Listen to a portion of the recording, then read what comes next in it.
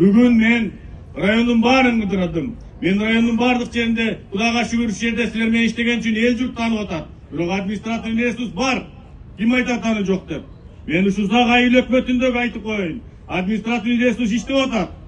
Президентибизди да тоготпой, генералыбызды да тоготпой, административный ресурс колдонуп аткандар болуп атат. Мен ачык айтайын, Зак айыл өкмөтү баш болуп, Мейманбаев эле бүт бардыгы административный ресурс колдонуп атат. Буларды керек болсо мына Зак районундагы спорт инструктору Каримбай деген бар.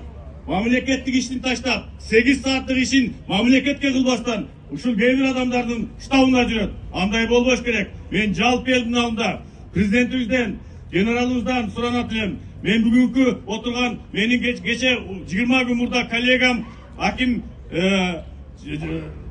Жалаловичтен суранат элем. Буга окшогондорго чекит коюш керек.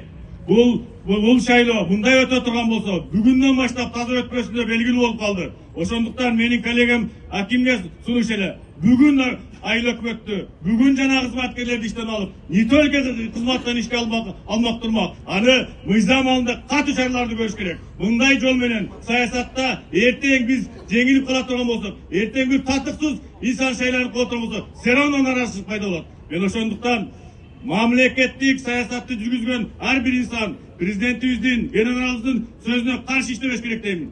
Урматтуу туугандар, мен бюллетень тартып атканда, Кудай деп тартканда, Кудайым 7-чи номерди берди.